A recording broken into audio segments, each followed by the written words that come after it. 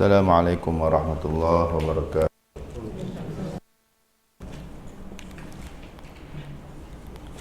نوعنا تعلم وتعليم وتذكر وتذكير والنفع والانتفاع والإفادة والاستفادة والحث على التمسك بكتاب الله سنة رسوله صلى الله عليه وسلم والدعاء إلى الهدى والدلالة على الخير ابتغاء مرضاته وقربه وثوابه وحسن الخاتمة وعلى اللطف والعافية وعلى نية أن الله يرزقنا العلم النافع والعمل الخالص المقبول حسن على الهدى ويسر بذلك قلب نبينا محمد صلى الله عليه وسلم وأن الله يفتح علينا فتوح العارفين ويفقهنا في الدين ويعلمنا التأويل والتفسير ويهدينا إلى سواء السبل حسن الخاتمة إلى الموت ودعو بالطول في طاعة الله ورسوله وعلى اللطف والعافية وأن الله تعالى يشفينا ويشفي مرضانا ويعافينا ويعافي مبتلانا على هذه النية وكل نية صالحة وعلى ما أنه وسلفنا صالح وشيخنا على حضرة النبي صلى الله عليه وسلم ثم إلى أرواح آبائي وإخواني من الأنبياء والمرسلين وآل كل منهم الصحابة والقرابة والتابعين والتابعين بإحسان إلى يوم الدين وخصوصا إلى أرواح الإمام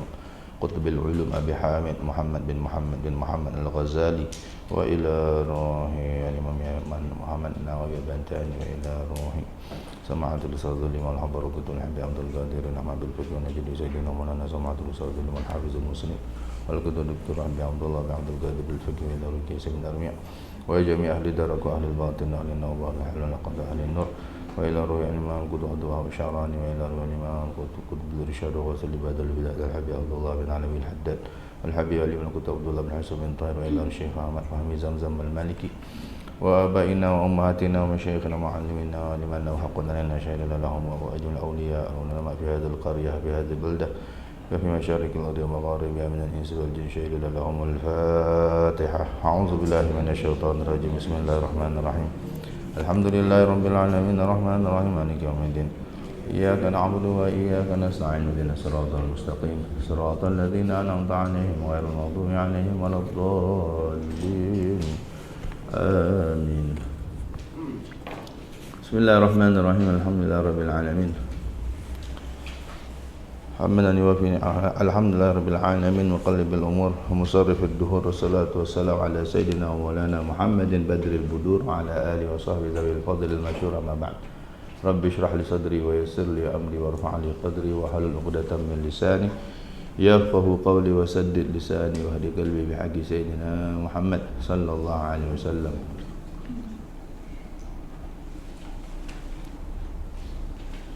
أما بعد فقال مؤلف الإمام قطب العلوم أبو حامد الغزالي رضي الله عنه وأرضاه ونفعنا به وبعلومه وبعلومنا وبعلوم سائر صالحين في الدارين آمين. Berkata tuan mengarang kitab Bidayatul Hidayah Al-Imam Al-Ghazali, semoga Allah meridai beliau, meridai kita, ibu bapa kita, guru-guru kita, zuriat kita, dan memberi manfaat, memberi berkat kepada kita dengan ilmu-ilmu beliau, ilmu para salihin, ilmu-ilmu kita di dunia dan di akhirat. Amin ya rabbal alamin. Muka surat kitab tuan-tuan 35 sampai kata-kata dan bacalah doa yang selalu dibaca oleh Rasulullah sallallahu alaihi wasallam selepas sembahyang sunat subuh. Iaitu apakah doanya? Panjang, doanya panjang. Tapi Masya Allah, itulah nak cerita Nabi SAW itu mengajarkan kita apa-apa serah pada Allah, minta pada Allah. Nabi SAW ini cukup doa pendek-pendek Allah kabul. Tapi Nabi SAW nak tunjuk perlunya Nabi, berhajatnya Nabi kepada Allah Subhanahu Wa Taala. Nabi minta macam-macam, Nabi minta. Dan Allah tu tahu dah, kalau tak minta pun Allah tahu apa nak bagi kita. So kenapa kita minta? Kita kena tahu. Kita ni, Allah ni tahu, Allah ni maha tahu. Kita tak minta, kita nak apa pun tak payah minta, Allah tahu dah. Tapi Allah kata, ud'u ni, minta doa pada aku, astajib lakum. Doa kita ni salah satu, kita berdoa tujuannya kita nak tunjuk kita ni berhajat kepada Allah. Ini namanya tawaduk. Orang yang tak nak doa seolah-olah dia tak berhajat kepada Allah, dia tak perlu Allah. Jadi doa ni tunjuk kita ni perlu kepada Allah. Sambil apa lagi mengangkat tangan, lambang memang kita betul-betul meminta kepada Allah Subhanahu wa taala. Apa yang Nabi minta sallallahu alaihi wasallam? Allahumma inni as'aluka rahmatan. Nombor satu sekali. Lepas je sembahyang qabliyah subuh tu, Nabi sallallahu alaihi wasallam minta rahmat. Ya Allah, ini waktu ini doa sangat mustajab. Qabli antara azan dan iqamat. Tidak ditolak doa. La turaddu du'a bainal azan wal iqamah. Tidak ditolak apa saja doa antara azan dan iqamah. Jadi ambil masa bagus. Lagi lambat kita qamat lagi bagus sebenarnya. Tapi kalau kat masjid payah sikitlah. Setengah-setengah Bilal tu nak cepat je. Orang tak habis sembahyang sunat dia dah qamat lagi dah nak cepat. Alasan nak pergi kerja apa semua kan, tak boleh buat apalah. Tu pakat-pakat lah. Tapi ada setengah masjid memang memperuntukkan kalau subuh tu setengah jam. Cantik tu. Azan pukul 6, 6.30 qamat. Cantik tu sebenarnya. Tapi itulah, siapa nak pergi kerja sembahyang dulu lah. Tapi standard dia akan buat qamat subuh setengah jam. Apa nak siap ke apa. Dan sebenarnya banyak benda boleh buat dalam setengah jam tu. Macam-macam kita boleh orang kata apa, wirid. Doa ni dah berapa minit ni? Doa panjang dah berapa minit ni? Kemudian ada lagi zikir-zikir lain. Antaranya tadi yang kita sebut kan, subhanallah bihamdihi, subhanallahil azim, astaghfirullah 100 kali. Itu semua untuk memudahkan rezeki dan macam-macam lagi. Dan kita walaupun lambat qamat, jangan risau. Pahalanya seperti kita sedang solat. Madumtum fi shalah mantazartum lis shalah, kata Nabi sallallahu alaihi wasallam. Kamu dianggap masih sedang sembahyang.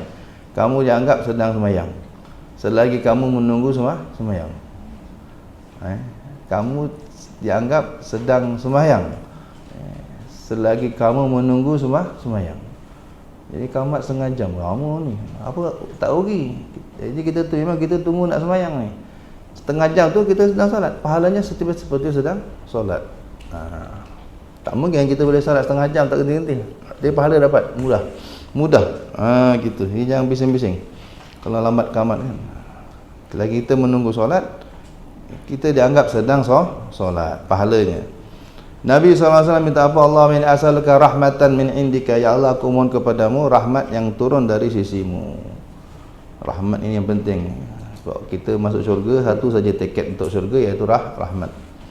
Satu-satunya tiket masuk syurga rahmat Allah. Rahmat ini kalau sudah turun, dah tahdi biha qalbi, yang akan memberi hidayah di dalam hatiku. Hati Allah tunjuk, ini raja saudara anggota. Kalau hati sudah terpandu ke arah kebaikan, mata akan tengok benda baik, tangan akan ambil benda baik, kaki akan pergi tempat baik, semua anggota akan jadi baik.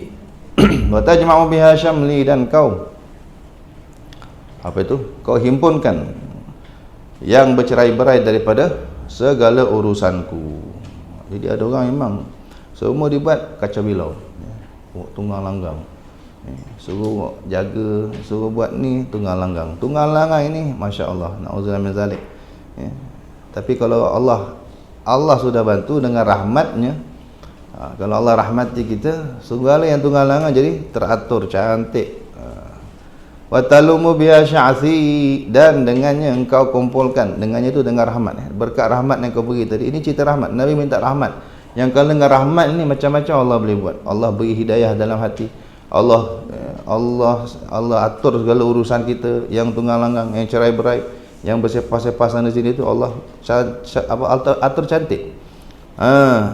Dan kau kumpulkan dengannya yang bercabang-cabang dari segala pemikiranku. Wa talumu biha sya'si. Macam-macam kalau otak kita fikir, akhirnya banyak fikir. Bila banyak fikir zaman sekarang tuan, boleh jadi penyakit. Ada banyak penyakit yang sebabnya tak ada apa, hanya banyak fikir.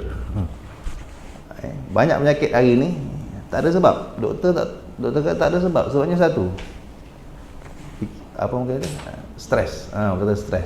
Banyak fikir. Terlalu banyak fikir. Akhirnya dia bantai dia jantung, dia bantai macam-macam. Ajaib kan? Otak ni. So macam-macam yang kita fikir tu, kalau Allah tak rahmati kita, Allah tak kasihan kat kita, Allah biar kita gitu, memang macam-macam penyakit datang. Tapi dengan rahmat yang Allah turunkan, yang kita minta ini, wa talumu biha sya'si, Allah jadikan satu. Jadi kita walaupun banyak fikir, tapi Allah atur cantik je. Kau kumpulkan dan baca-baca, dan dengannya kau pulangkan segala yang menjinakkan hatiku. Wa taruddu biha ulfati, segala yang menjinakkan hatiku, segala yang kita suka, Allah bagi pada kita. Dan dengannya kau memperbaikkan akan agamaku. Wa tuslihu biha dini, agama kita ni diislahkan, diperbaiki oleh Allah Subhanahu wa taala. Wa tahfazu biha ghaibi, dan dengan yang kau peliharakan segala sesuatu yang gaib daripada pandanganku, iaitu hati kita, batin kita, dalaman kita. Allah jaga apa yang kita tak nampak, iaitu iman kita, akhlak kita. Ni orang tak nampak tuan-tuan, keyakinan kita atau personality kita, dalaman kita. Ada orang luar baik, dalam tak baik. Luar nampak bagus, soleh, solehah, luaran. Rupanya dalam, Allahu Rabbi. Tak mau. Nabi SAW ajar kita doa macam ni. Ya Allah, wa tahfazu biha ghaibi. Kau bagi aku rahmat, ya Allah. Dengan rahmatmu itu, kau jaga aku punya ghaibi. Apa yang gaib di pandanganku, iaitu hatiku, dalamanku. Wa tarfa'u biha syahidi, dan dengan rahmat itu juga engkau terima, kau angkat, kau terima syahadahku. Ataupun dalam terjemahan lain, tarfa'u biha syahidi, kau angkat, kau tinggikan zahirku.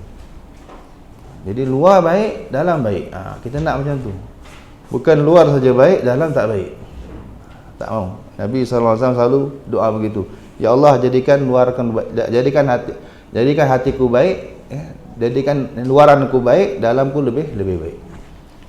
Tak betul orang kata yang penting hati, luar tak kisah. Tak betul. Dua-dua mau baik. Luar nampak baik, dalam lebih baik. Wa tuzakki biha amali, dan dengannya rahmat itu engkau bersihkan segala amalanku. Maknanya apa? Ikhlas. Bersihkan segala amalan, maknanya ikhlas. Minta Allah ikhlaskan semua amalan kita. Ini semua rahmat dari Tuhan. Kita ni boleh ikhlas, tak boleh ikhlas, semua rahmat dari Tuhan. Kita tak boleh buat di luar kawalan kita. Bukan senang nak jaga ikhlas. Kata Nabi SAW, An-nas kulluhum halkah, manusia semuanya binasa, confirm masuk neraka asalnya. Wa illal alimun, kecuali orang alim ada ilmu, orang berilmu, insya-Allah tak masuk neraka. Pun demikian, wal alimun kulluhum halkah, orang ada ilmu pun belum tentu selamat. Ramai juga yang berilmu pun masuk neraka. Illal amilun, kecuali yang beramal, yang beramal dengan ilmunya, insya-Allah selamat. Wal amilun kulluhum halka, yang beramal pun ramai juga masuk neraka. Yang beramal ni, apa dia tahu dia buat itu pun masuk neraka juga, ramai. Illal mukhlisun, kecuali orang yang ikhlas. Ramai yang beramal tuan, cukup solatnya cukup, puasanya cukup, zakatnya cukup, hajinya cukup, tapi masuk neraka. Itu yang wajib semua tu kan. Dia tahu dan dia buat, masuk neraka. Sebab apa? Tak ikhlas. Bahkan batch pertama masuk neraka. Bukan kata batch kenian-kenian. Orang tak ikhlas ni, batch pertama masuk neraka. 3 batch pertama masuk neraka apa dia? Orang yang kuat derma, orang yang berilmu tinggi, apa lagi satu? Orang yang berjihad fi sabilillah. Bukan biasa-biasa tu. Semua top-top tu. Tapi dia pertama-tama masuk neraka. Dia yang rombongan pertama dihuman ke neraka. Sebab apa? Semua tak ikhlas. Dia sedekah tapi tak ikhlas. Hanya nak kerana nama, nak dipanggil apa? Dermawan. Nak dipanggil orang pemurah. Orang berilmu satu juga. Dia beramal, dia berilmu, dia ngajar sana sini apa semua. Hanya nak dipanggil tok guru, hanya nak dipanggil tuan guru, hanya nak dipanggil al-fadil ke sahibus samahah ke segala macam gelar ini kan. Auzubillah min zalik. Yang ketiga, orang yang berjihad fisabilillah, tidak ikhlas, niatnya hanya untuk pujian supaya dipanggil pahlawan. Ini mula-mula masuk neraka. Ini grup pertama kata Nabi sallallahu alaihi wasallam masuk neraka. Sebab apa? Tidak ikhlas. Wal mukhlisun, orang yang ikhlas pun kata Nabi sallallahu alaihi wasallam, tak ikhlas dah ni. Tak selamat. Ala khatarin azim, di atas bahaya besar. Orang dah ikhlas ni pun, tapi selagi belum mati dalam keadaan ikhlas, selagi belum mati ni, kita dah ikhlas lama ni. Dah berpuluh tahun kita sedekah, insya-Allah ikhlas. Dah berpuluh tahun kita mengajar atau belajar, ikhlas insya-Allah. Tapi apakah ikhlas tu boleh kekal sampai mati? Belum tahu. Ada orang sikit lagi nak mati ni, 2-3 hari lagi nak mati, dia tak ikhlas, hilang ikhlas dia. Dia derma berpuluh tahun kepada anak buah dia contohnya. Anak buah dia bela sampai daripada kecil sampai ke habis pula. Tiba-tiba anak buah dia buat hal menyakitkan hati dia. Dia ungkit semua. Kau tahu tak, kau belajar siapa sponsor? Habis. Bila anak buah buat hal kan, kau tahu tak, kau belajar siapa sponsor? Aku. Habis berpuluh tahun tu hangus semua. Habis tak apa-apa. Bukan senang nak ikhlas tuan-tuan. Nak jaga, nak maintain tu bukan senang. Al-Imam Sufyan Tsauri dengan muridnya pergi satu rumah orang. Ketika nak makan, tuan rumah tu bagi tahu bini dia kat dalam, yang keluarkan dulang yang abang beli masa pergi haji yang kali pertama, bukan kali pertama, yang kali kedua tu. Keluarkan dulang yang abang pergi beli masa haji kali pertama, bukan kali pertama, kali kedua tu. Bini pun keluarkan dulang cantik lah.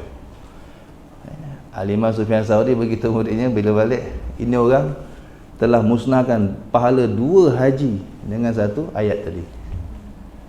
Simple je. Tolong keluarkan dulang yang abang beli masa haji kali pertama, bukan kali kedua tu.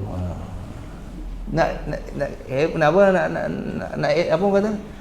kerek, nak nunjuk konon dia dah pergi haji dua kali. Bangga apa? Siapa dah haji tahulah kan. Ada orang berpuluh-puluh kali haji kan, tapi dia nak semua orang tahu. Nak semua orang tahu kau pergi haji buat apa? Kenapa nak perlu orang tahu? Itu masalahnya. Kata Imam Sufyan Tsauri, afsadal hajjatain bikalimah kan. Dengan satu ayat saja dia musnahkan pahala 2 haji. Padahal ya Allah, nak dapat satu punya lo susah. Nak habiskan satu haji. Bayangkan 2, tak habis semua tu, hanya satu ayat je.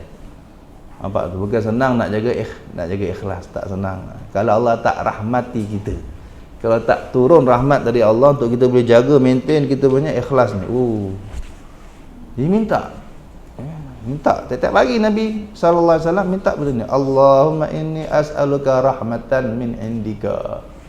Ya Allah, aku minta rahmatmu. Yang rahmat ini macam-macam Allah boleh buat. Allah bagi hidayah, Allah atur semua urusan kita, Allah jaga ikhlas kita, Allah tinggikan zahir kita, muliakan batin kita, zahir batin kita Allah pelihara. Ini kehebatan dari rahmat Allah. Banyak banget kita rahmat. Rahmat tu kasih sayang kalau terjemahan kita lah. Nabi SAW dalam hadisnya sebut Allah menurunkan, Allah ada 100 rahmat. Allah ada 100 rahmat. Hanya satu yang dia letak atas dunia sekarang. Hanya satu yang dia letak atas dunia. Yang dengan satu ini, mak sayang anak, anak sayang mak, bapa sayang anak, anak sayang bapa, suami sayang isteri, isteri sayang suami. Binatang sekalipun berkasih sayang dengan bau menggunakan satu dari 99 rahmat Allah. Semua yang satu dunia ini pakai daripada zaman dulu sampai kiamat nanti, bau satu dari 99 rahmat Allah. Ada satu dari 100, makna 99 lagi di akhirat Allah akan zahirkan lagi. Boleh bayang tuan-tuan kalau satu je dah macam dia punya hebat. Bayangkan kalau kita nampak 99 lagi rahmat Allah nanti di akhirat. Tapi itulah, kalau kamu tahu, kata Nabi SAW, kalau aku cerita betul-betul, kalau kamu nampak betul-betul semua 100 itu, confirm kamu tak akan semayang, kamu tak akan puasa, kamu tak akan beramal. Overconfident kita jadi ni. Kita Allah baik, tak apa. Allah baik, aku tak semayang, Allah tak marah. Gitulah nanti. Aku tak mau cerita. Lau ta'lamuna sa'ata rahmatillah latakaltum 'alaiha. Kata Nabi SAW, kalaulah kamu tahu luasnya rahmat Allah tu, memang kamu akan berserah pada tu je. Kamu tak akan beramal dah. Tapi itulah sebab kita tak nampak sangat. Tak nampak sangat. So beramal macam biasa. Jangan overconfident Allah dia baik. Memang Allah baik, tapi time-time sehat ni jangan overconfident. Bagus kita overconfident ni masa sakit, masa nazak, insya-Allah tu mesti overconfident. InsyaAllah Allah baik, Allah baik. Aku dah puas beramal, tapi tak Allah baik, Allah sayang aku. Kalau masa sihat-sihat jangan. Ingat, Allah juga Ghafur, Allah juga Rahim, tapi Allah juga Jabbar, Qahhar, Muntaqim, macam-macam nama dia. Ingat. Allah tu Maha membalas. Ya Muntaqim, Ya Qahhar, Ya Jabbar, Ya Syadidal Batshi. Allah tu garang, Allah tu dahsyat. Allah tu Maha membalas. Apa saja kau buat jahat, kau akan terima balasan dia. Faman ya'mal misqala dzarratin khairan yarah wa man ya'mal misqala dzarratin syarran yarah. Man ya'mal su'an yujza bih. Banyak kali Allah cakap, masa sehat lebihkan tu. Lebihkan yang gitu-gitu. Jangan lebihkan yang tadi-tadi. Tu masa sakit, masa nak mati, lebihkan rajak, harapan. Masa sehat lebihkan khauf, lebihkan rasa takut. Hidup mesti antara khauf dan rajak. Jangan terlebih khauf, jangan terlebih rajak. Jangan terlebih takut atau terlebih harap. Tengah-tengah. Jadi ada ulama kata masa sehat lebihkan khauf, lebihkan takut. Masa sehat. Masa sakit lebihkan harap. Baru balance. Ada orang terlebih takut sampai depression, terlalu takut sampai tak nak pergi kerja, takut aku pergi kerja ke aku buat maksiat, sampai tak nak pergi kerja. Ada. Terlalu takut. Aku kerja kan, ya Allah, kau pejabat aku perempuan, kau lawan jenis kan, sampai tak nak pergi kerja. Terlalu takut. Padahal boleh je pergi dengan menjaga batasan-batasan kan. Ada syariat, kita ada syariat. Tapi terlalu takut sampai tak nak pergi kerja, duduk rumah dah terpaksa anak bini tanggung bagi dia makan, tak nak pergi kerja. Dia terlampau takut. Kenapa malam tadi mimpi neraka? Dia kata kan, terus besok tak nak kerja. Kerja tu ibadat juga. Kalau betul caranya, pergi kerja tu ibadat. Tiap peluh yang keluar, semua ampun dosa. Ada dosa bahkan yang tidak terampun, melainkan hamun fil ma'isyah, kata Nabi SAW. Bahkan ada beberapa dosa yang tak boleh diampunkan kecuali dengan satu cara je, iaitu kerisauan cari rezeki. Pening apa nak kerja ni besok, aduh, pening fikir nak kerja tu. Ada dosa khas yang tak boleh terampun dengan cara lain kecuali itu. Bayangkan. Maknanya memang Nabi galakkan kerjalah. Takut-takut juga, tapi jangan sampai tak nak kerja. Ni terlebih takut. Yang terlebih harap pun ramai juga macam kita kan. Terlebih harap Allah baik, tertinggal sembahyang tak ada hal, nantilah bila masa aku senang aku qada lah, Allah baik. Ni melampau. Jangan begitu. Apa-apa ikut syariat. Syariat telah atur. Kes ni kena cepat-cepat qada. Kes ni boleh lambat-lambat qada. Bab solat ada beberapa kes, ada kes kan yang kita memang tak boleh tangguh, mesti cepat qada. Ada kes tinggal solat, okey tak apa, tak ini besok bila kau sempat kau qada, tak apa. Ada kes begitu. Jadi apa-apa ikut syariat. Sudah diatur. Jangan terlebih-terlebih terkurang. Khauf dan rajak. Apa lagi? Kira wa tubayyidu bi wajhi, dan dengan rahmat itu kau putihkan, tubayyid biha wajhi, kau putihkan akan mukaku, iaitu di akhirat besok. Cahaya. Putih di sini makna bercahaya. Di akhirat muka manusia dua saja. Yauma tabyaddu wujuh wa taswaddu wujuh. Hari kiamat itu muka manusia dua je. Satu yang putih macam merlang bercahaya, satu lagi hitam berlumuran debu. Dua je. Fa amal ladzina aswaddat wujuhum, orang yang wajahnya menghitam, diselaput debu. Debu mana datang? Di akhirat debu mana datang? Tarhaquhum qatarah, iaitu debu dari binatang-binatang. Di akhirat besok binatang pun bangkit. Binatang-binatang yang akan menjalankan kisos. Binatang yang bergaduh kat dunia, kata Nabi SAW. Contohnya dua kambing pernah bergaduh kat dunia. Dia tanduk dia, patah tanduk kawan seorang tu. Dia teraniaya di dunia sampailah mati keduanya. Di akhirat besok dua-dua bangkit, hidup balik. Allah hidupkan. Okey, kau yang patah tanduk, Allah tumbuhkan tanduk balik. Kau tanduk balik kau yang kemarin di dunia, patahkan tanduk kau, kisos. Dia tanduk patah, okey. Lepas tu kunu turaba, jadilah kamu debu. Tak masuk neraka, tak masuk surga. Itu binatang. Lepas jalankan kisos, apa saja binatang, hatta khinzir sekalipun, Allah akan hidupkan balik. Semua binatang yang akan jalani kisos hidup balik di akhirat. Allah jelmakan balik setelah ambil bahagian masing-masing. Kunu turaba, kata Allah, jadilah kamu turab, debu. Nah, debu tu berterbangan. Pergi ke mana? Pergi ke muka orang-orang ulaika humul kafaratul fajarah, orang-orang ahli maksiat, orang-orang kafir. Hitam. Masa tu orang kafir tengok, ya laitani kuntu turaba. Yaqulul kafir ya laitani kuntu turaba. Bila dia tengok binatang tak kena azab, jadi debu, dia kata alangkah baik aku pun jadi debu juga. Tapi debu tu Allah tepek. Kau nak debu sangat, ambil. Allah tepek kat muka dia, gelap, hitam. Na'udzubillah. Jadi ada orang yang, orang Islam, orang beriman, orang soleh, insya-Allah mukanya bayat, putih, cemerlang. Wujuhu yawma idzin nadhirah ila rabbiha nadhirah. Ada muka-muka yang putih, cemerlang, bercahaya, sambil memandang wajah Tuhannya. Allahumma ja'alna minhum. Moga Allah pilih kita. Pagi-pagi dah doa, wa tubayyidu biha wajhi, dengan rahmatmu kau putihkan mukaku di akhirat.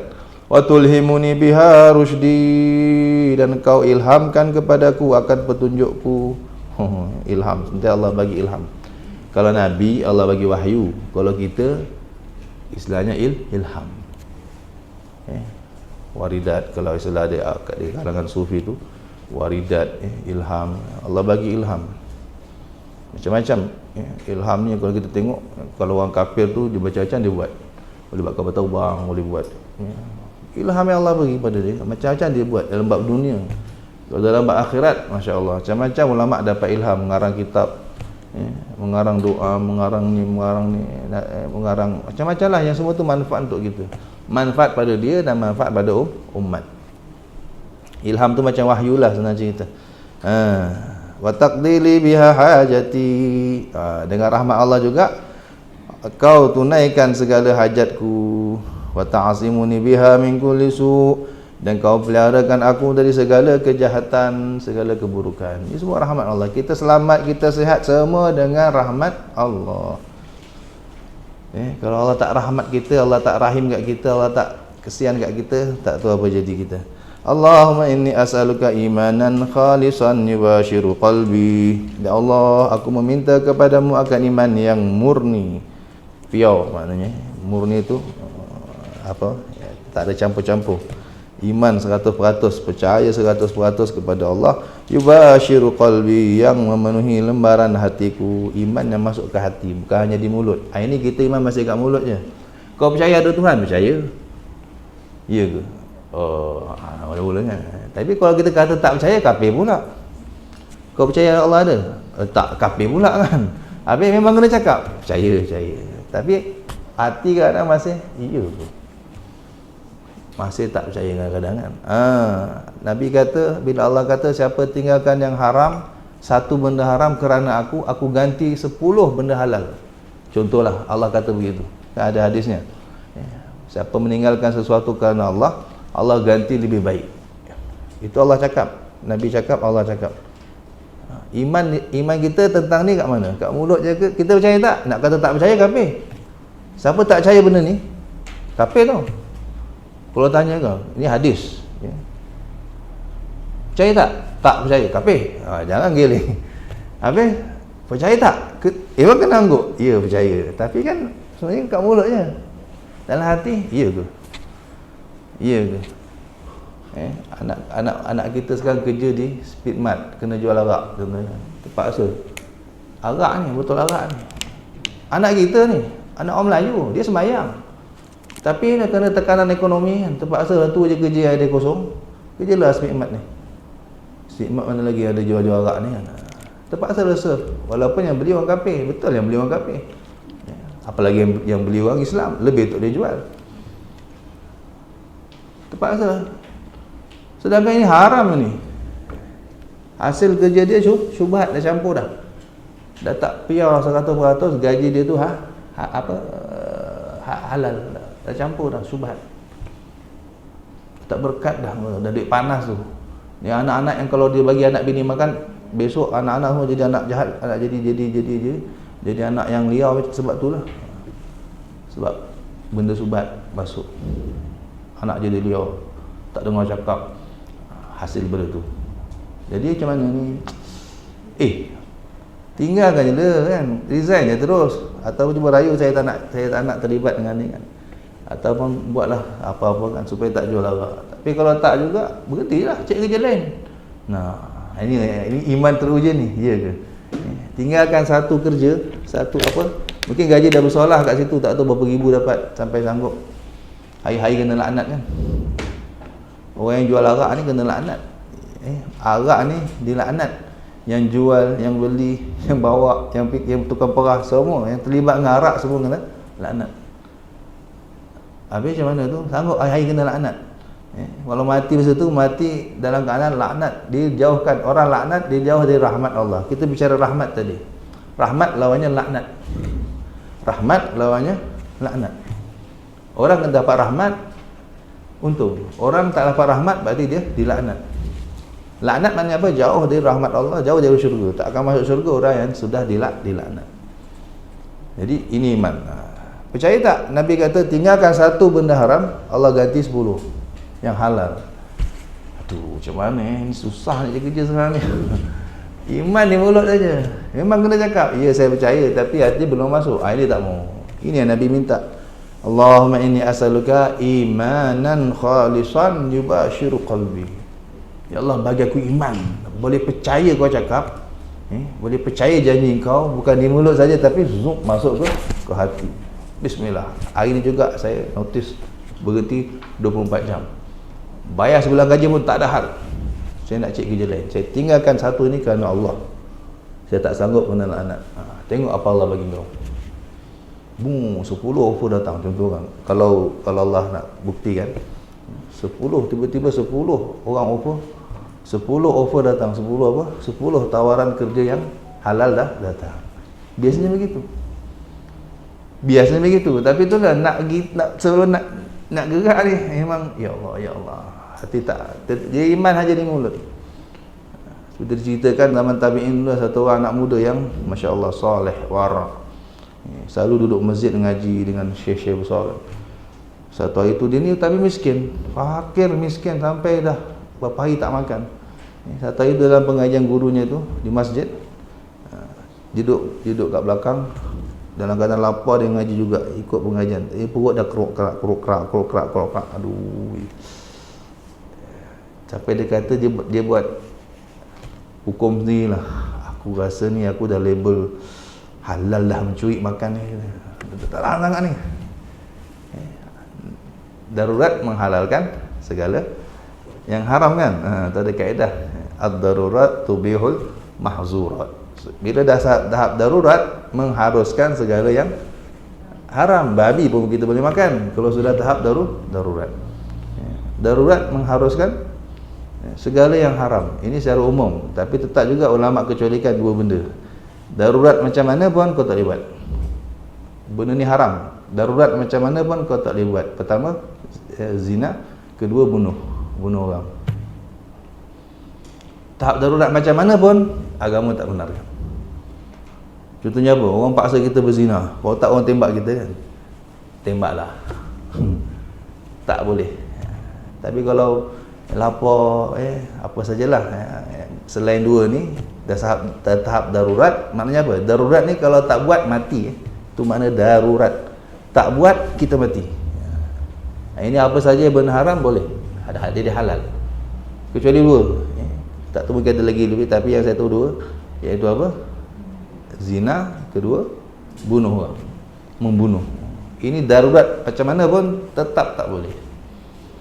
Orang paksa kita, kau bunuh, kau pergi bunuh orang tu, kalau tak aku bunuh kau, atau aku bunuh anak kau pergi bunuh dia, kan banyak kita tu. Tetap tak boleh. Yalah, bunuhlah aku, jangan sampai aku bunuh orang. Itu mahalnya nyawa manusia. Man qatalan nafsan faka'an nama qatalan nasa jami'a. Allah kata, siapa bunuh satu nyawa seakan-akan dia bunuh semua orang, semua nyawa.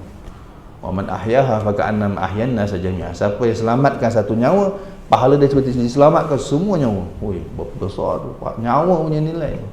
Darurat pun kita tak boleh buat. Kalau sampai ambil nyawa orang atau berzina, hati-hati. Lain minum arak, makan apa saja benda haram lah, semua boleh. Jadi fikir gitu, aku ni dah label darurat ni. Akhirnya diam-diam dia apa? Dia keluar riba belakang kan. Dia keluar ramai-ramai yang tak sedar. Dia pun pergi rumah sebelah. Ni masjid rumah 44. Dia kata kan, ni masjid rumah 44. Dia pun panjat tembok rumah sebelah. Panjat. Rumah Arab kan flat atas tu. Bukan macam rumah Melaka tu. Dia flat tu. Langkah pelan-pelan tengok, ngintai dapur rumah orang, tengok ada makanan tak. Rumah pertama tak ada. Sap je lompat rumah kedua. Tengok ya, ada open air macam courtyard tu. Tengok ada dapur tengah, ada satu periuk sedang masak makanan. Wah, dia kata ni ada rezeki. Dia pun masuk, buka tu periuk. Ternyata ada makanan yang sedang dimasak. Dalam riwayat tu kata ada sayur terung yang sedang dimasak. Dia punya lapar, dia pun ambil. Baru nak gigit, baru nak kunyah, dia tersentak. Gila kau ni. Ni budak soleh sebenarnya. Ni orang soleh. Anak muda ni soleh sebenarnya. Warak. Tak tahu hari tu jadi biol sikit kan. Dia laparnya pahal tu. Allahu Akbar. Astaghfirullahaladzim. Apa aku buat ni? Apa aku buat ni? Allah. Tapi dah gigit lah. Dia terus buang. Tutup balik. Piuk tu. Panjat balik. Dia kata lapar, masuk balik majlis gurunya, duduk kat belakang. Aduh, ya Allah, ya Allah. Dia telah tinggalkan satu suap yang haram. Padahal ikutkan dia sebenarnya dia belum darurat lagi, dia boleh panjat rumah kan, darurat sebenarnya dia tersilap kalkulat orang kata kan. Tapi akhirnya dia sedarlah. Aku ni belum darurat pun. Tapi dia dah boleh kunyah, dia boleh makan. Dah masuk mulut, dia buang satu suap yang apa? Yang haram. Ditinggalkan kerana Allah. Tak mau, aku tak mau makan haram ya Allah, tak mau makan haram. Balik duduk ngekak, aduh ya Allah, lapar ya Allah. Selesai majlis, orang semua dah balik, dia masih duduk belakang. Yang masa pengajian pun tak fokus dah, tak apa cikgu cakap tak tahu lah, dah lapar. Tiba-tiba masuk satu orang perempuan pakai perempuan muda lah, tutup semua hitam semua. Datang jumpa gurunya, bincang berbual. Okay. Panggil Mat, kita kata nama dia Mat, kita kata Mat, mari sini. Guru dia panggil dia kan. Dia tok guru, dia berjalan. Sini. Ini perempuan orang sebelah ni je, dia kata. Jiran masjid kita ni je. Janda baru mati suami. Dia dah habis edah. Dan suami dia tu banyak tinggalkan duit, kaya raya lah suami dia. Jadi dia ni tak nak fitnah. Janda tahulah kan, macam-macam orang kata kan. Orang sekarang ni asal tengok jandanya, orang perempuan tengok janda ni nak apa lelaki aku lah, macam-macam kan. Orang tuduh macam-macam lah. Jadi fitnah, orang kacau lah, jantan kacau lah, orang perempuan pun kacau, jantan pun kacau. Dia tak nak kena fitnah. Jadi dia minta aku carikan suami untuk dia. Dia nak suami yang soleh. Miskin tak ada hal, dia duit banyak, dia kata. Aku tak nampak orang lain, aku nampak engkau je ni. Kau nak? Tak kata. Alhamdulillah, ya maulah. Okey, terus dia akad. Mazhab dia orang agaknya tak perlu saksi, ataupun mungkin ada beberapa orang jadi saksi. Akad selesai. Akhirnya balik bawa pergi rumah. Pergi satu rumah, pergi dua rumah, orang sebelah, setelah dua rumah dia kata, macam banyak tengok rumah dia kata kan. Ni ke rumah aku masuk tadi ke, dia kata kan.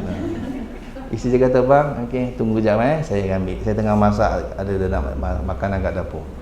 Dia masuk je dapur, tiba-tiba dia menjerit, bang, kenapa? Rumah kita orang pada pencuri masuk tadi. Dia kata, ya ke, mana pencuri? Tu tengok, makanan ada sisa apa? Terung dalam jatuh kat tanah.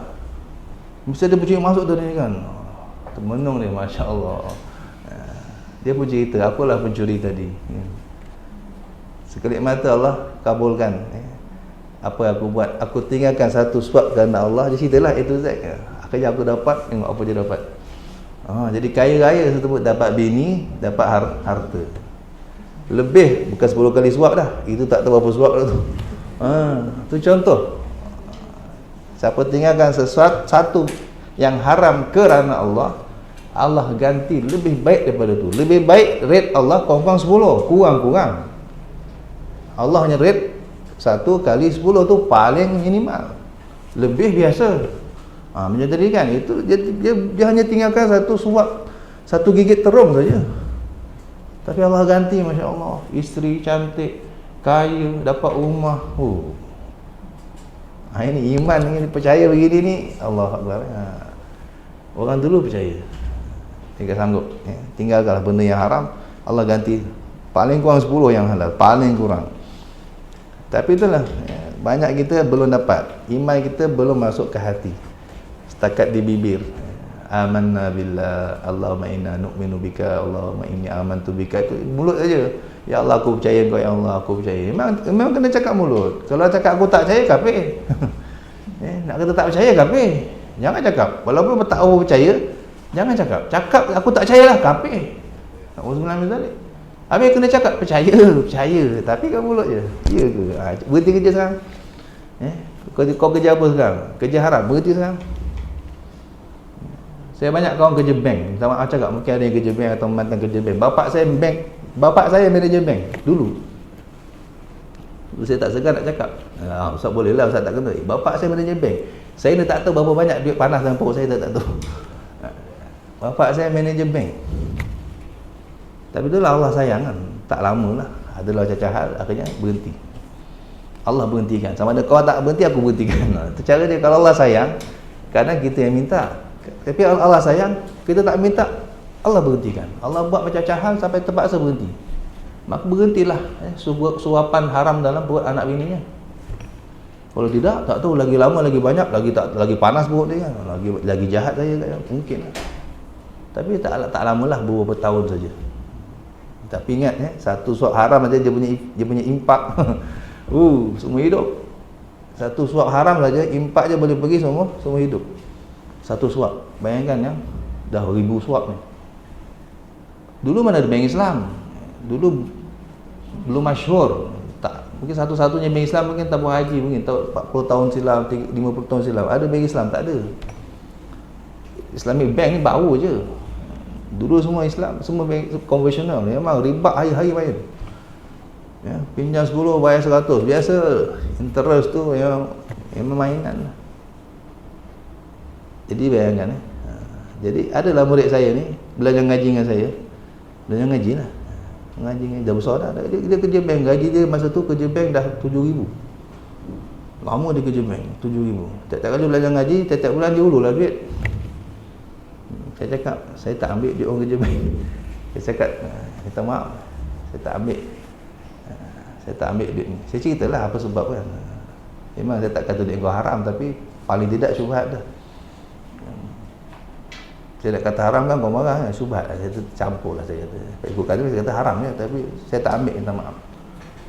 Dapat berapa lama dia ngaji satu hari tu dia sebut salah agaknya kan, nak bagi duit saya tak terima, tapi dia ngaji, saya kacau.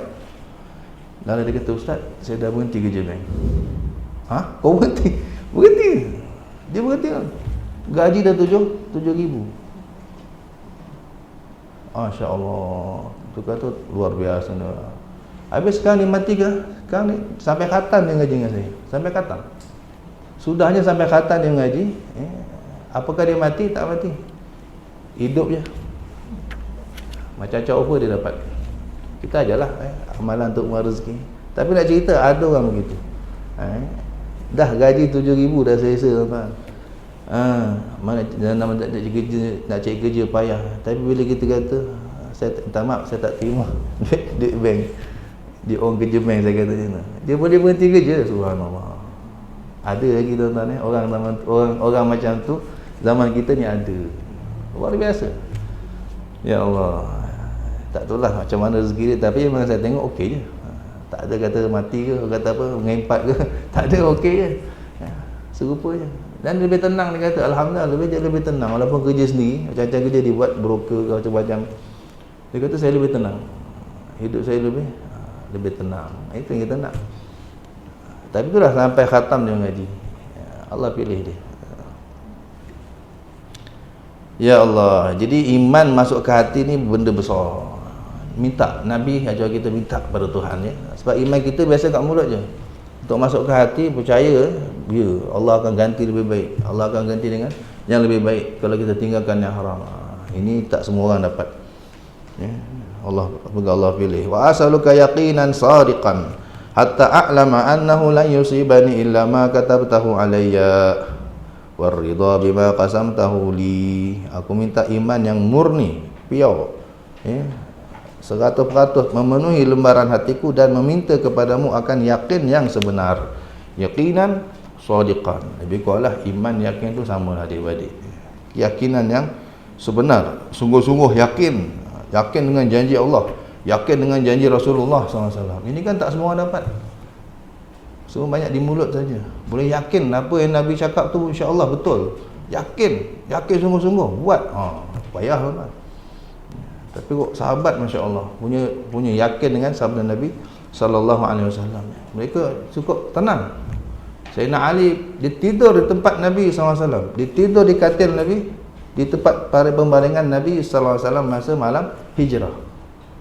Bila masa dia khalifah, berpuluh tahun selepas tu orang tanya dia, orang flashback balik.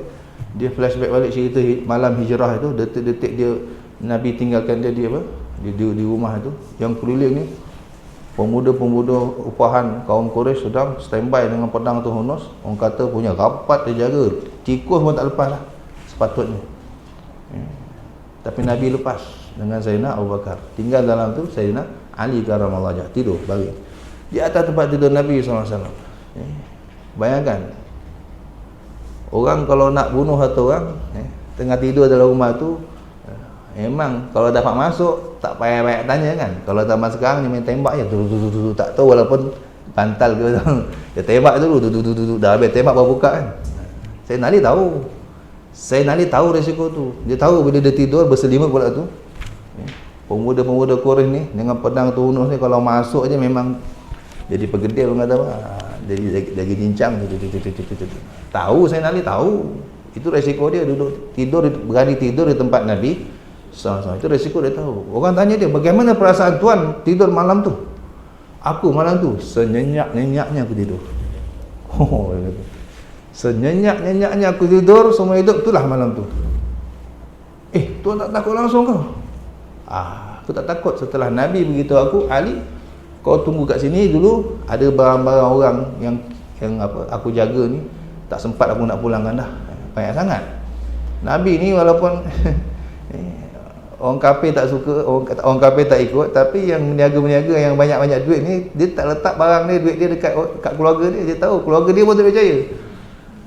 Dia kalau nak travel musafir kan, duit banyak kan, dia serah ke Nabi. Nabi tolong Muhammad tolong jaga aku punya duit ni. Dia tahu kalau Nabi jaga confirm aman. Jadi banyaklah sebelum hijrah tu Nabi dah pulang-pulangkan dah. Ni Pak Haji ni punya, ni Pak ni punya. Adalah beberapa lagi belum sempat dipulangkan. Ali ni orang ni punya, ni orang ni punya. Besok pergi pulangkan, kita jumpa di Madinah. Itu yang Sayyidina Ali yakin, sadiqan, sungguh-sungguh yakin kita jumpa di Madinah. Nabi cakap kita akan jumpa di Madinah. Aku tahu malam ni aku tak akan mati. Tidurlah. Relax. Ternyanyak-nyanyaknya. Allah. Ini iman yang kita nak dapat. Yakin yang kita nak dapat. Yakinan sadiqan. Apa Nabi cakap, kita yakin sungguh-sungguh. Apa Nabi cakap, kita yakin akan terjadi. Seperti semua sahabat Nabi sallallahu alaihi wasallam. Mereka kalau Nabi suruh tak pakai akal lagi lah. Akal taruh tepi lah. Nabi kalau dah suruh sahabat, akal dulu tak tepi dah umpamanya gitu. Walaupun ikut logik, apa benda ni? Satu orang sahabat nama Safinah. Safinah maula Rasulullah sallallahu alaihi wasallam. Dia mantan hamba Rasulullah sallallahu alaihi wasallam. Sayyiduna Safinah. Nabi kata Safinah mana kapal Ada sejarah kenapa Nabi gelar dia si kapal. Dalam satu perjalanan kata Safinah, kata Sayyidina Safinah radhiyallahu anha, dalam satu perjalanan adalah kami dalam 7-8 orang itu travel, semua dah keletihan bawa barang. Nabi kata, aku hamba yang kena buat kerja kan. Safinah, mari sini, kau pikul semua barang dia orang ni. 7-8 orang punya barang. Umpama 7 beg lah, 7 apa? 7 apa? Kalau zaman tu bagi buntal ke tak ada kan. 7 orang atau 8 orang punya barang, kau pikulkan semua barang dia orang ni. Kalau kita jadi Safinah, apa kita buat? Apa kita akan cakap? Biar betul Nabi kan. Saya dah kata biar betul Nabi, agak-agak lah. Tangan saya pun 2 je. Ni 8 orang. Agak-agak lah kalau kita kan. Confirm dah. Confirm kita akan cakap begitu. Tapi ni Nabi. Nabi kata Safinah, bawa barang dia orang semua. Sahabat kawan Nabi dah suruh, akal tok tepi dah. Marhaba. Baik ya Rasulullah. Padahal kalau kita kata apa dia akal, dia guna akal juga untuk buat apa yang Nabi suruh. Macam mana nak angkut barang banyak-banyak ni? Dia dapat idea. Ambil dia punya selimut besar, dia bentang, mana barang Abu Bakar ni barang macam letak. Saya Umar sini. Semua barang 8 tu 7 8 orang longgok jadi bukit gitu. Dia apa? Dia bungkus lah. Jadi satu buntal besar. Lepas tu dia kata bismillah. Dia pun angkat. Tak payah tanya. Terus angkat. Apa jadi tuan-tuan? Dia boleh angkat. Ajib dia kata. Dia pikul. Tak rasa apa pun. Terus Nabi senyum. Innama antas safinah. Nabi senyum. Tengok ketaatan dia tak berbelah bagi. Nabi kata innama antas safinah. Memang betul kau ni kapal lah. Memang kapal. Kapal kan boleh bawa kontainer, boleh bawa kereta kan. Betul-betul kapal lah kau ni. Betul. Sejak itu kata Safinah, aku jadi begitu, jadi gagah gitu. Macam badang. Badang makan muntah tu. Itu haram tu kan. Badang tu tidak cerita. Kalau ia pun haram makan muntah tu. Muntah kita haram, muntah tu lagi ni. Kau nak kuat pun tak payah lagi tu. Banyak cara lagi kan. Tapi gitu, setelah itu aku pun jangankan muatan satu ekor unta. Unta kan boleh letak rumah satu unta. Jangankan muatan seekor unta aku boleh angkat. 7 ekor unta punya muatan apa aku boleh angkat. Tak ada hal. Ini berkat yakin dia atas perintah Nabi, taat dia kepada perintah Nabi SAW. Dia tahu Nabi SAW kalau suruh bukan suka-suka. Nabi ni tak orang yang mengajarkan kita jangan buat benda sia-sia kan. Takkan Nabi nak suruh buat benda sia-sia, mesti ada sesuatu. Angkat. Dia taat je terus jadi badang terus. Yakin sahabat tu gitu. Tak belah bagi kalau Nabi suruh buat saja sudah. Sayyidina Umar pun juga, Sayyidina Umar. Ketika tu rombongan datang dalam lebih kurang 10 orang lah, tak sampai beberapa orang lah. Tak sampai 10 orang rombongan masuk Islam. Ada rombongan daripada jauh. Di akhir umur Nabi sallallahu alaihi wasallam banyak rombongan masuk Islam. Satu kampung, satu kabilah, satu rombongan. Ada satu rombongan kecil lah dalam 10 orang lebih kurang masuk Islam datang ke Madinah. Orang jauh. Bila nak baliknya Nabi akan beri hadiah, tapaukan makan apa semua kan. Biar itu sunnah. Kalau orang datang, tetamu datang, kalau boleh kita tapaukan bungkus-bungkuskan makan bekal lah. Itu sunnah. Jadi ketika rombongan ni nak balik, Nabi panggil Sayyidina Umar, tapaukan dia orang kurma. Madinah kurma lah, apa lagi ada kan? Ada cincaluk. Kalau orang datang Melaka, kita tapau cincaluk belacan. Madinah nak tapau apa? Kurma lah kan. Umar tapaukan kurma untuk dia orang. PKP. Sayyidina Umar tahu mana Nabi suruh dia tu, dia punya kurma lah. Nabi kalau suruh sahabat, mana kau punya lah, bukan aku punya kan. Kalau aku punya, aku bagi dah. Mana Nabi tak ada kurma, tapi Nabi nak juga buat gitu, hadiahkan tetamu balik, oleh-oleh. Tak Nabi kata, siapa pun nak suruh. Umar di sini, tapaukan yang kurma. Sayyidina Umar memang tahulah stok. Dan hati dia kata, ya Rasulullah, kurma kat rumah saya tinggal sikit je. Jujurlah cakap, kurma kat rumah saya sikit. Kalau tapau kat dia orang ni paling dapat 2-3 biji seorang ni. Tak bagus apa pula 2-3 biji kan. Kau dapatlah satu tapu air apa kan. Apa kata Nabi? Tapau. Kalau bahasa kita lah buat aja aku cakap. Wah sudah, Nabi dah suruh, akal tok tepi dah. Akal normal tok tepi dah. Nabi dah suruh, bismillah. Balik rumah. Rumah dia 2 tingkat, stok kurma tingkat atas. Senama panjat tangga. Dan hati dia tahu tadi aku tinggal besar ni je, adalah dalam setumpuk kecil kan. Tak habis stok. Tapi Nabi suruh, jalan je lah. Naik dia tingkat, kepala naik di atas, dia tengok ada satu tumpukan kurma setinggi unta katanya. Terkejut dia. Yang dia tinggalkan tadi kecil sikit je. Bila dipatah balik atas perintah Nabi SAW, dengan yakin dia, Nabi tak akan suruh benda yang meripik-ripik berapa-berapa kan. Dia banyak tengok penuh setinggi unta, dia kata tumpukan kurmanya tu. Wah, terus ambil tafa-tafa bagi kan. Ini sahabat yakin yang luar biasa kepada semua ucapan Nabi sallallahu alaihi wasallam. Ini kita nak wa yaqinan shadiqan. Bagi aku yakin ya Allah, yang shadiq, yang sungguh-sungguh. Hatta alama, sampai tahap aku yakin,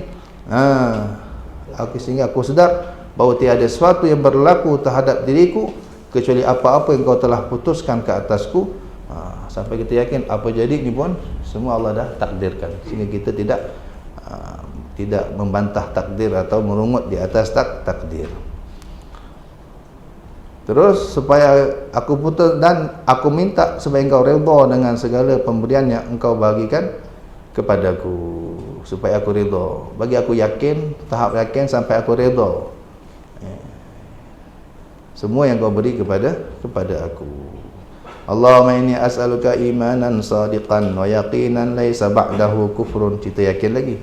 Wa as'aluka rahmatan analu biha syarafa karamatika fid dunya wal akhirah. Ya Allah, sesungguhnya aku minta kepadamu akan iman yang benar dan yakin yang tidak ada kufur lagi setelahnya, selepasnya. Itu minta Allah jaga keyakinan kita ini. Hari ini kita yakin la ilaha illallah. Minta Allah jaga ni. Kalau Allah tak jaga, kejap je hilang. Kalau Allah tak jaga, kejap je hilang. Dajjal datang nanti berapa ramai orang hilang keyakinan. Dajjal datang nanti berapa ramai yang akan hilang la ilaha illallah. Berapa ramai? Nauzubillah min zalik. Justru kita beriman dengan dia, padahal terang-terang di dahinya tertulis kafaro, kafir. Tetap aja orang ikut. Bahkan yang golongan pertama yang ikut dia golongan ahli ilmu, ulama. Kata orang awam boleh bayanglah macam mana kan. Yang alim-alim pun akan ikut Dajjal. Tuan bayang dahsyatnya fitnah Dajjal itu. Dia nak kafirkan semua orang. Bayangkan yang ikut dia mula-mula atau yang ikut dia lah golongan ulama usuk, nauzubillah min zalik. Orang yang mengaji, orang yang menuntut ilmu tapi bukan kerana Allah, dia akan ikut Dajjal. Bayangkan yang awam-awamnya. Bayangkan orang-orang jahilnya. Orang alim aja boleh ikut Dajjal, apalagi yang jahil. Itu kalau Allah tak selamatkan, habis kita tuan-tuan. Sekarang dah minta dah, sebelum dia keluar dah minta dah. Allahumma inni as'aluka imanan shadiqan wa yaqinan laisa ba'dahu kufrun. Bagi aku yakin ya Allah yang tak ada lagi kafir setelahnya. Aku punya yakin ni, kau belah dua aku pun aku takkan tukar la ilaha illallah. Kau belah tiga aku sekalipun, kau cincang lumat aku sekalipun, tetap la ilaha illallah. Daripada sekarang minta, jangan Dajjal keluar buat nak minta, dah lambat.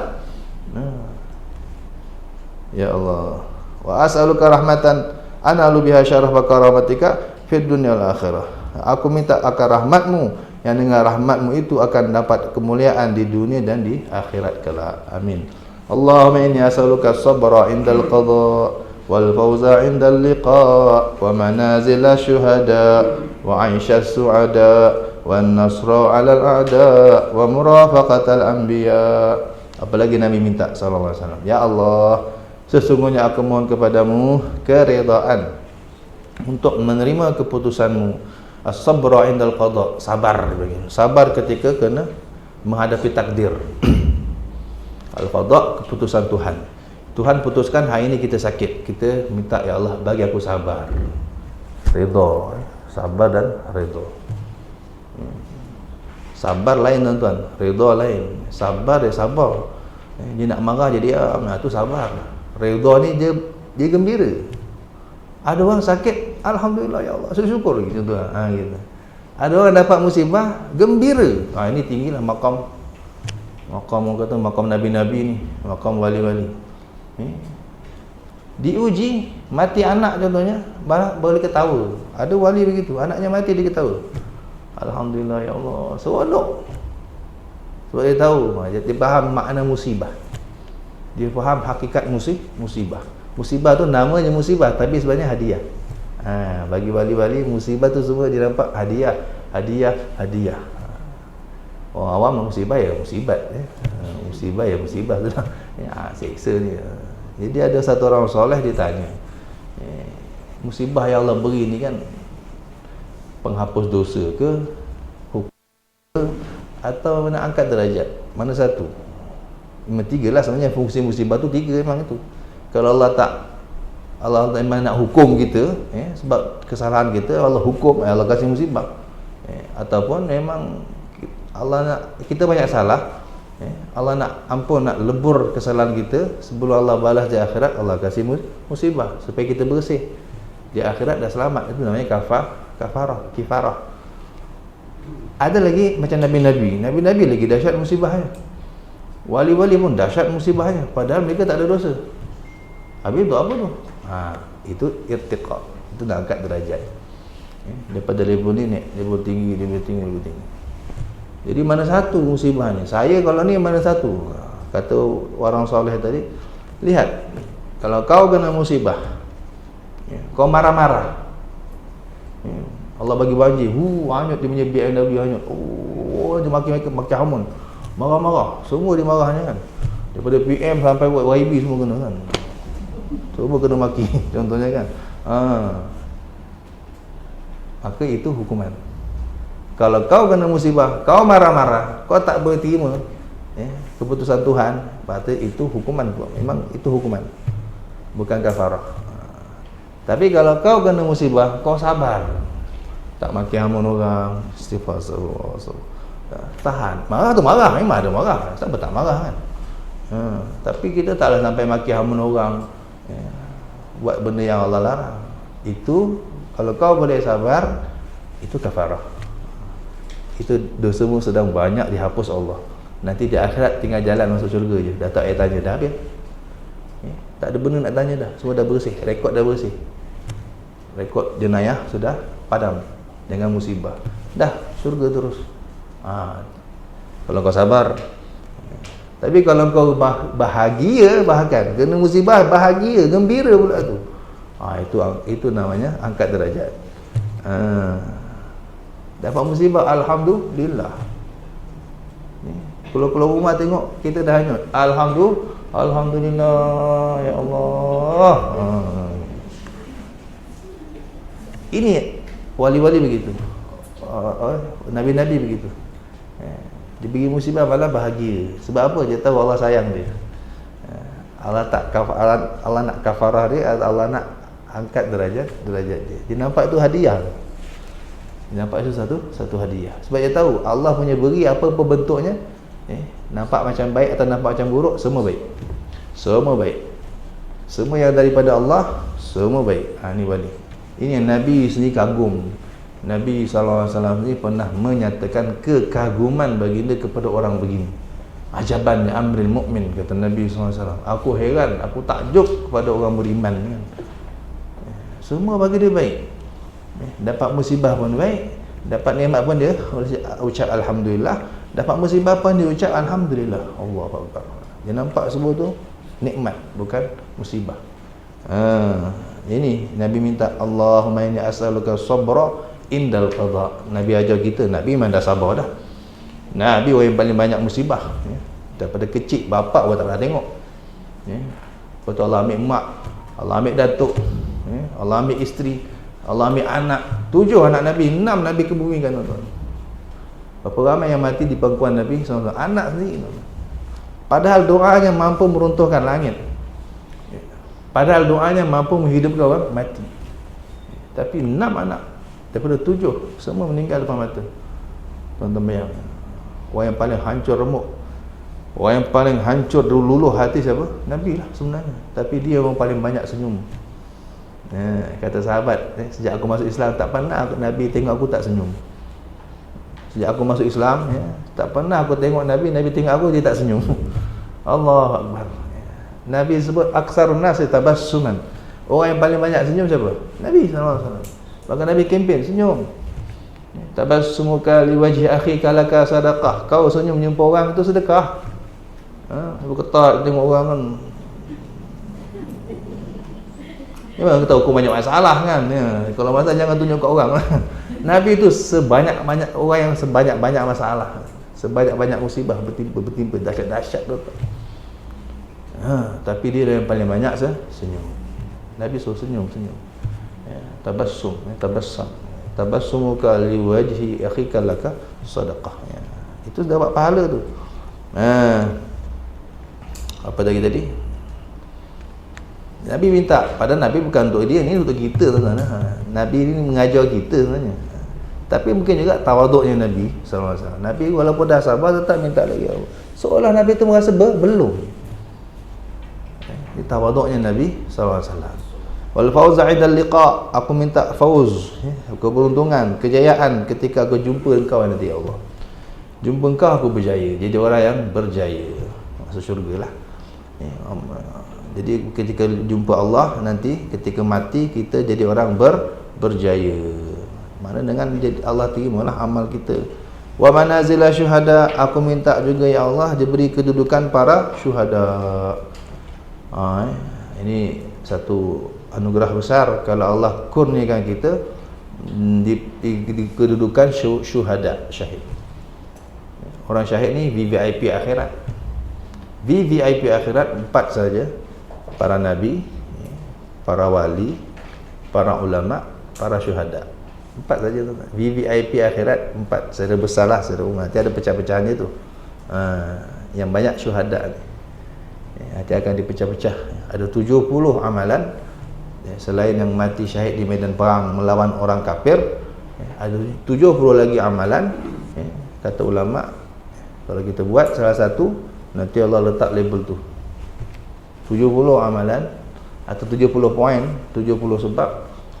Ada pada kita satu saja, Allah besok label letak kita di label itu syuhada.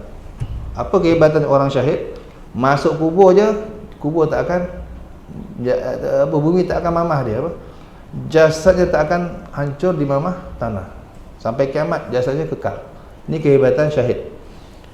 Kemudian dia tak akan kena soalan dalam kubur. Malaikat tak mau tanya. Lihat, pentingnya kita dapat manazilah syuhada. Penting tak penting? Nak tak nak? Tak nak sudah. Nabi minta. Nabi SAW punya tawaduk, minta lagi. Pada Nabi ni bukan syahid lagi dah. Nabi, anbiya, syuhada atas lagi dah.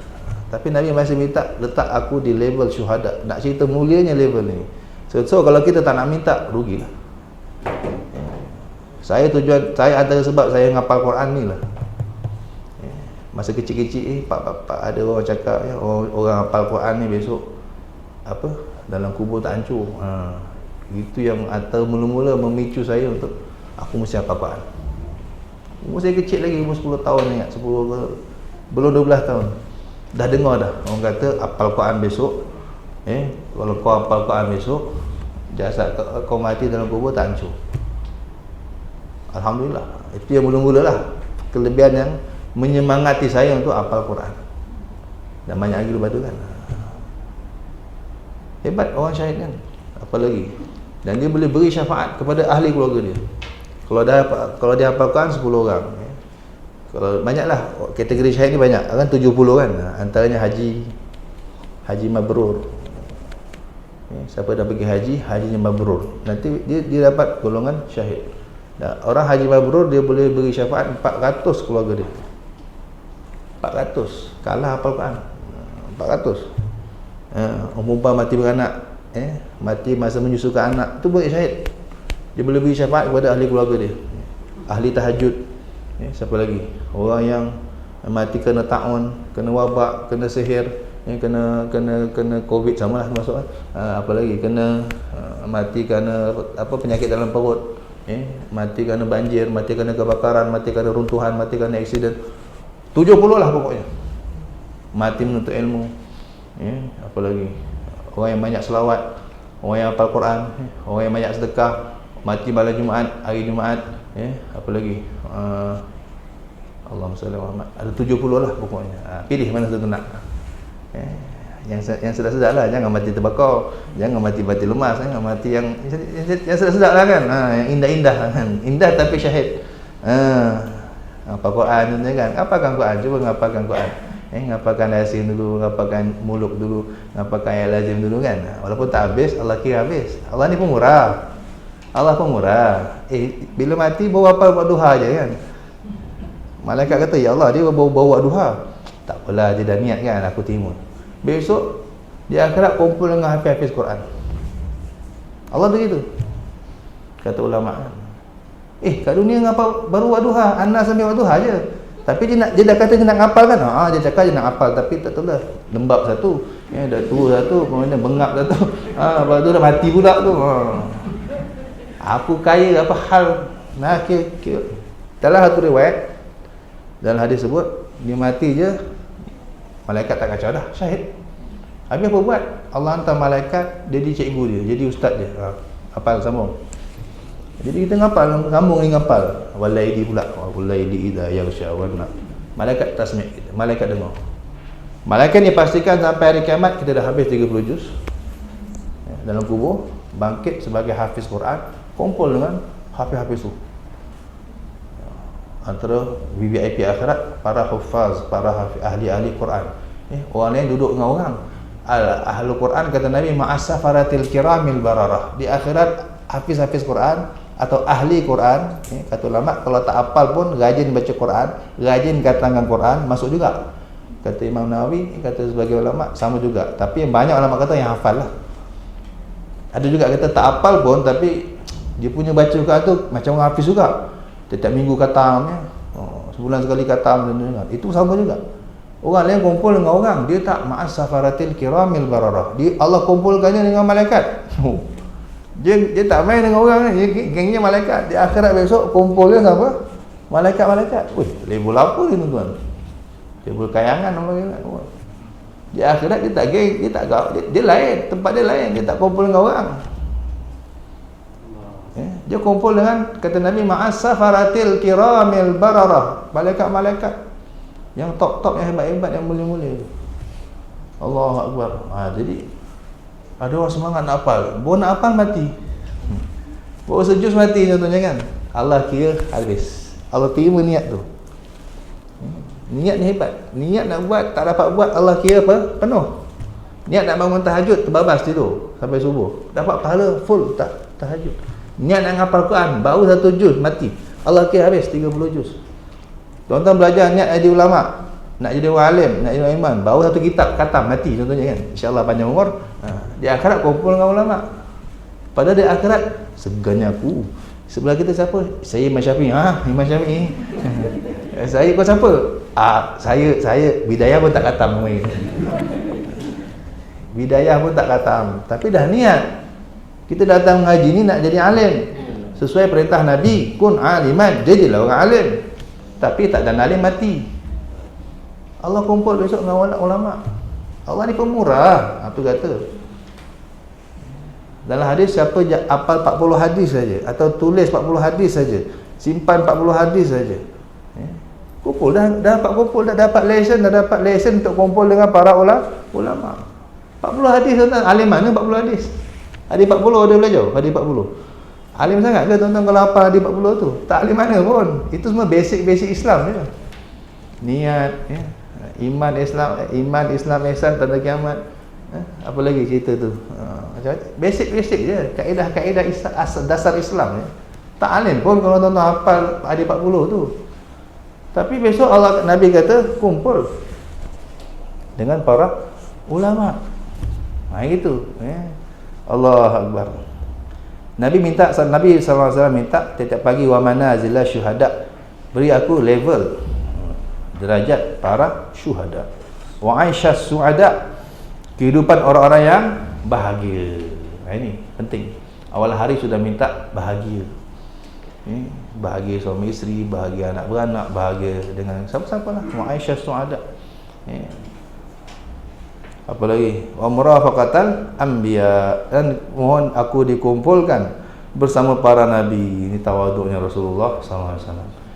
Patutnya Nabi doa, kumpulkan semua nabi kepada aku.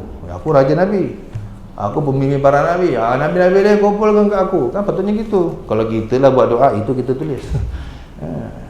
Kalau kita yang tukang buat doa, agaknya itulah bunyi doa kita. Ya Allah, aku kan Sayyidul Mursalin, aku kan Imamul Anbiya, aku kan rajanya para nabi. Nabi-nabi lain kumpulkan ke aku ya. Allah, nabinya tawaduk. Dia ketua para nabi, tapi kumpulkan saja ya Allah dengan nabi-nabi lain tu. Ya Allah, tawaduk. Nampak sangat tawaduknya Nabi Muhammad sallallahu alaihi wasallam. Rendah dirinya beliau. Pada beliau raja segala nabi. Allah. Amin ya rabbal alamin. Sampai sini dulu. Insya-Allah nanti kita sambung. Ada apa-apa soalan?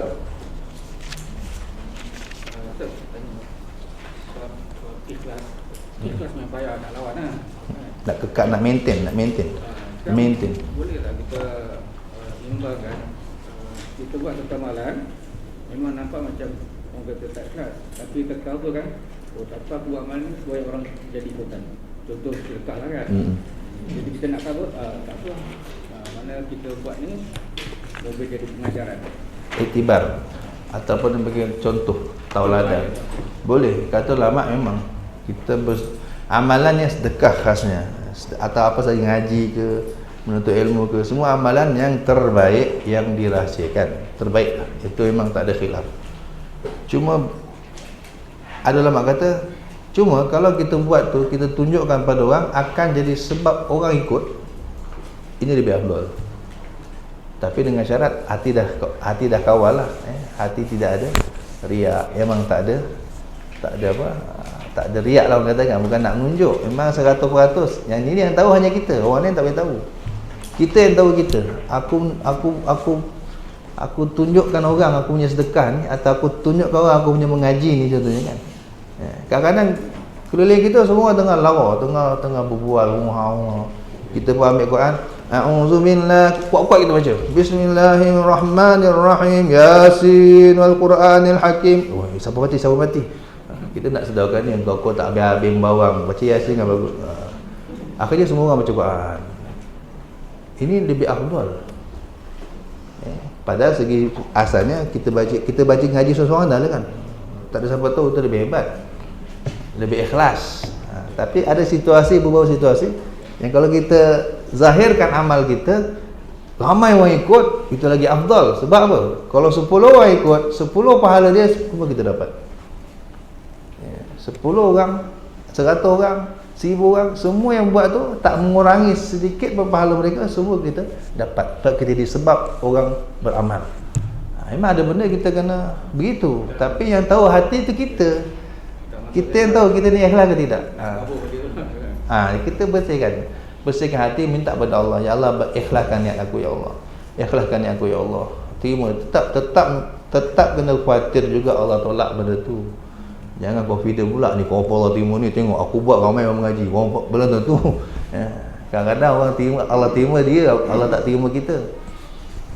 Jadi tetap doa banyak.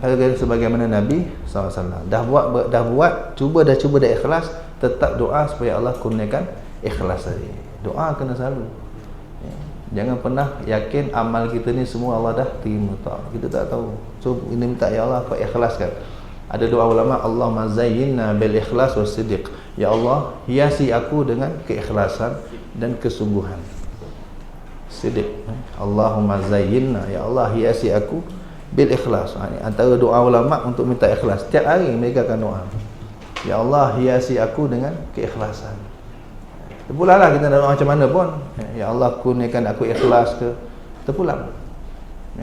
Antara amalan lagi untuk dapat ikhlas automatically, banyak selawat. Orang yang banyak selawat, mungkin banyak amalan dia tu tak ikhlas, tapi lama-lama Allah ikhlaskan. Lama-lama dia mungkin tak perasan, tahu-tahu dia dah ikhlas. Atau antara kelebihan selawat, tapi mesti banyak lah, satu hari 300 ke atas. Itu antara cara nak dapat ikhlas. Banyak lagi, itu doa dan selawat, insya-Allah.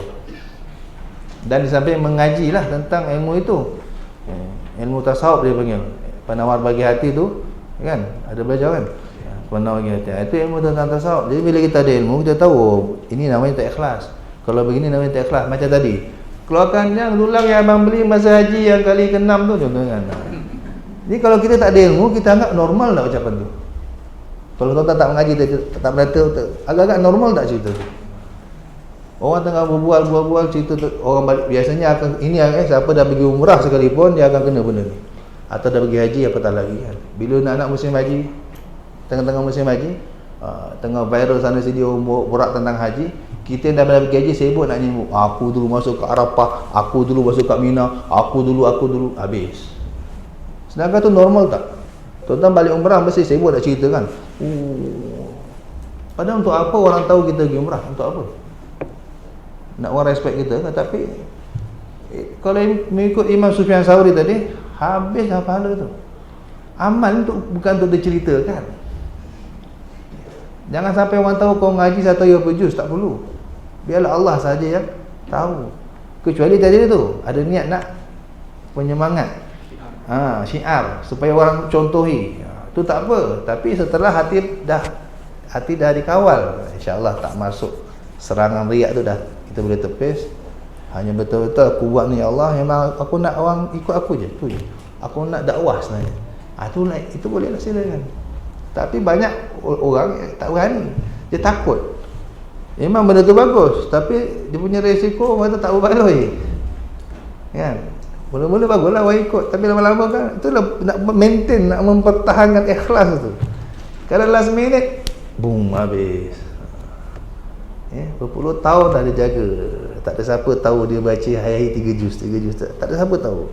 Tiba-tiba pula terlepas akal, habis. Kita takut berpuluh tahun dah kita amal tu Allah tolak tu. Sebab orang dah tahu kau dah nak orang puji. Bayangkan wali ni dah mati pun, ada satu wali dah mati pun dia tak nak orang tahu amalan dia. Dah mati pun. Satu orang gali kubur cerita, gali kubur, tiba terjumpa kau tu kubur yang terbuka kubur tu, dia tengok ahli kubur tu, orang kubur tu tengah baca Quran ke tengah baca kitab. Tengah baca Quran tak salah. Duduk, bukan baik, duduk. Suka baca Quran. Terkejut orang ni. Tukang gali kubur terkejut. Lepas tu si mayat dalam kubur tadi, dia kata, tolong rahsiakan ya. Apa yang kau nampak ni, kata. Dah mati tuan-tuan. Dia minta apa? Tolong rahsiakan ya. Jangan viral-viral kat orang tahu. Aku dalam kubur ngaji. Ini sudah mati ni. Tapi dah lah, penggali kubur dia orang awam kan. Dia tak reti. Dia kambur cepat-cepat, gali kubur lain, lepas tu viral. Di kubur ni. Apa jadi tuan-tuan? Dalam riwayat kata, serta-merta mati atau sehari lepas tu dia mati. Terus mati tu gali kubur tu. Kerana tak engkar arahan wali Allah. Wali tu kata jangan viral aku ngaji kabur sudah tu. Tapi dia viral juga, terus kena bala, mati terus. Itu tuan-tuan. Wali ni dah mati pun dia tak nak orang tahu amalan dia. Cuma lah orang yang viralkan, bukan dia, orang yang viralkan. Yang kita tahu Imam Syafi'i khatam tiap hari apa semua tu, bukan dia yang viral, muridnya yang viralkan. Kan? Semoga Allah selamatkan kita. Ada lagi? Tak ada. Semoga Allah terima semua amal-amal kita. Allah kabulkan semua yang kita minta sesuai dengan teks doa Nabi Muhammad sallallahu alaihi wasallam tadi. Semoga Allah beri taufik kita dapat amalkan insya-Allah dan sebarkan. Sirrul Fatihah. A'udzubillahi minasyaitonirrajim. Bismillahirrahmanirrahim. Alhamdulillahirabbil alamin arrahmanir rahim maliki yaumiddin. Iyyaka na'budu wa iyyaka nasta'in ihdinas siratal mustaqim. Siratal ladzina an'amta 'alaihim ghairil maghdubi 'alaihim waladdallin. Amin. Subhanakallahumma wa bihamdika asyhadu an la ilaha illa anta astaghfiruka wa atubu ilaik. Wassalamualaikum warahmatullahi wabarakatuh.